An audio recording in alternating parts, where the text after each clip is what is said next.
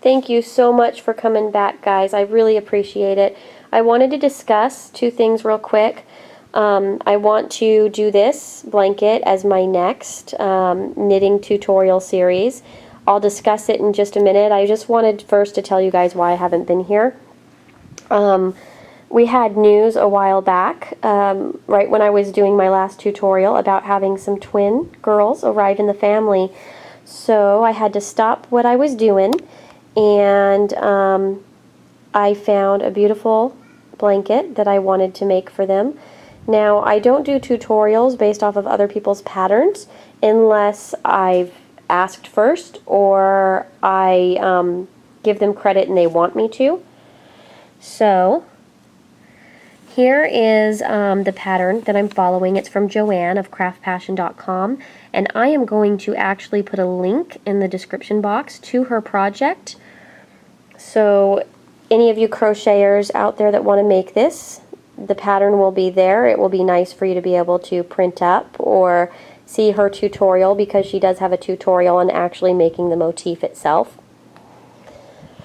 in addition to the pattern that I was following there. So here we go. So this is knitting, the blue blanket that you see up there, and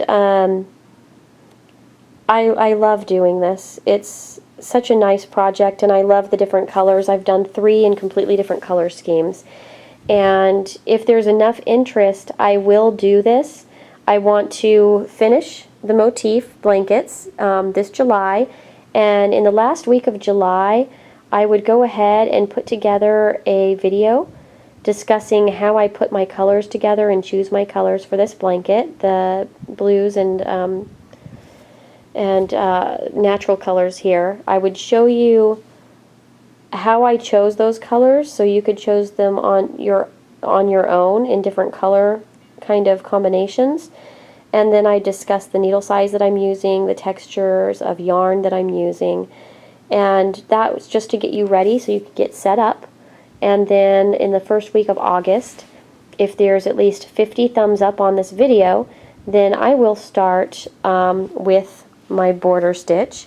And I'm just going to go ahead and as I'm making a fresh one, I will do tutorials at least once a week for a new stitch. So you're welcome to do the exact same stitches in the exact same orders, or if you come in a little bit late, you can choose what stitches you want in what orders, because you don't have to have them in the exact order I do. But it will be a chance to learn several different stitches. There will be cables, basket weave, seed stitch, mock ribs, real ribs, perhaps a ruffle, what I like to do with the eyelash type of yarns. So it will be a nice full comprehensive project, but it's broken up into just stitches. So it's kind of a fun pattern. I use all different thicknesses of yarns there. So this is just a taste, and if you guys do want to see this as a series of tutorials, you need to give me a thumbs up. I don't know who gives me the thumbs up, so it's not taken as it's a commitment, but with how much work is involved, I need at least 50 thumbs up. So I hope that we can start this in August, guys. I definitely will if you guys share and give me those 50 thumbs up. And then if you do plan on doing this project, and you might want to subscribe so that way you know when I put up a new tutorial for the new stitch, because that will be our next project as long as I can get enough people interested in doing it. And I really appreciate you all. Thank you so much for coming back. I know I haven't posted anything in a long time, and I've been very busy with the Polymer Clay channel. I just hit 50,000 subscribers and 3 million views, so thank you so much for all of you who are on over there on my Polymer Clay channels. But knitting, I love to do some knitting in winter.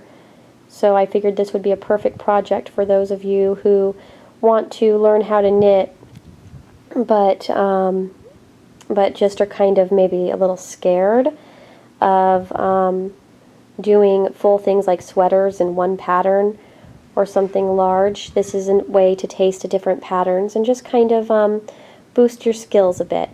So take care, and I hope to see lots of thumbs up so I can do this project. It would be fun to do again. And oh, I will put a PDF in the description box and create a long pattern as we go along, so you will actually be able to print up the pattern as you go along to knit it. And it will be all streamed together, so it's not going to be just the pattern that we're showing that particular day. It will be all of the patterns in the blanket, and it will be called Heather's Not So Scrappy Afghan.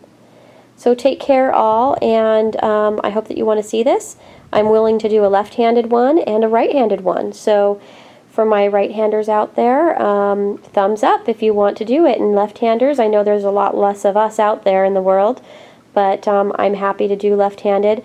Actually, the blanket that you see in front of you, I think I did this one left-handed, and then the pink one that I'll show in a photo was done right-handed.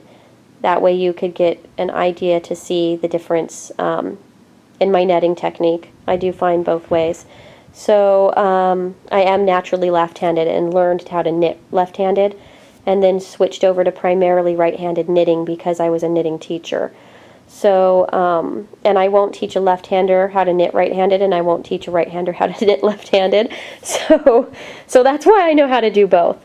But so take care, and like I said, 50 is all it takes, and I'll start doing it as soon as we reach that 50. Thanks, guys. Bye.